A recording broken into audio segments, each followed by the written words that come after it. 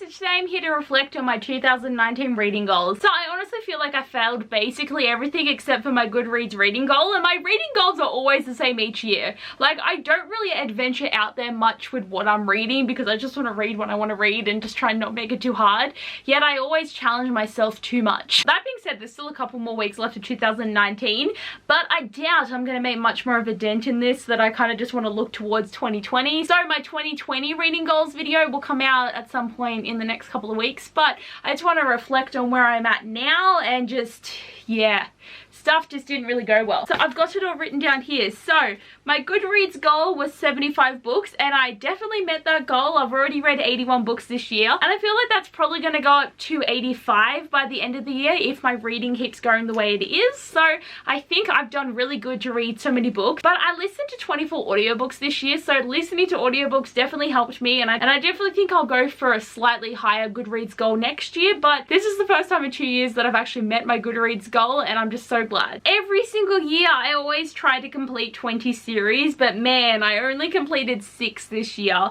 and I doubt that's going to change. I don't see myself reading any sequels by the end of the year that will hopefully get me there, but I am doing the Winter Magical Readathon at the moment, so I mean, a challenge could come up that I need to finish something, so it could potentially be 7, but it's 6 at the moment and it's nowhere near 20, so the goal is not met, and I just always feel so shitty about it. But it's also like, what can you do? 20 series is really daunting, and like sometimes I feel like I've gotten close, but the most I've done is like 13 to 14. I seriously think I need to let this goal go because it's never gonna happen. And I also wrote down a challenge of trying to read my YO Chronicles subscription books monthly, yet that didn't happen because the company is so slack that they don't release boxes anymore. So how was I meant to keep up with this goal? I don't think it's my fault this goal didn't get met, and I honestly just gave up by the end of it because I think the first 2 boxes of the year I managed to read within when they came out. But after that, it didn't really happen because, as I said, they do bi-monthly boxes now. And like, if you got a June box, it didn't come until like September. So it was very hard to keep up to date with it when you didn't even receive your boxes. And I don't even know what's happening. Like, are they shutting down? Are they still going? I haven't seen anything on the Instagrams. They haven't sent any emails out. No November boxes come, which was the most recent one. We don't even know what the theme is. We don't even know what the box is meant to look like. So are they shutting? I don't know where this is going, okay? Like, I'm very confused, and they messed up my challenge. And another reading challenge that I had was to read more of my auntie's books. How many did I read this year? Big fat 0.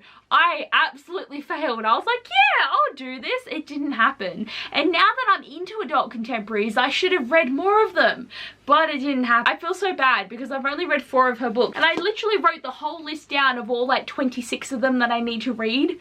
It hasn't happened. I really need to try and get there and read more of them, but it's definitely not happening this year. Probably something I will try and do in the future, but honestly I feel so bad because I need to support my auntie, and I didn't even read any of her books this year. And one of the last things I wrote here was TBR money challenge. I'm actually going to do a separate video talking about how I feel I went. I will say that there was only one time during the challenge that I actually spent more than I was meant to, and that was for Ghost of the Shadow Market because I needed it.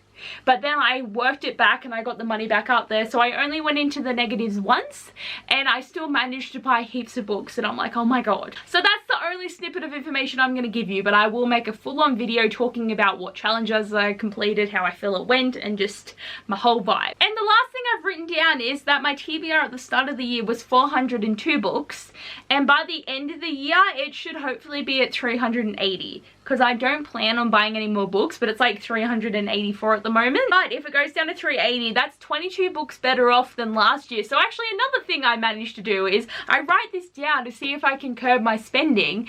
But you got to think about it. I still read like 80 something books that doesn't come off the TBR. So I must have bought a shit ton of books and received a shit ton. So I always end up receiving so many books, and I'm like, I don't need these, but I also need them. So I'm definitely glad though, because every other year it'd be like, oh, 402 at the start of the year, oh, it's 500 now. So I've done better, and I ended up doing 2 unhauls as well, which definitely helped. The unhauls got me under the 400 mark for sure.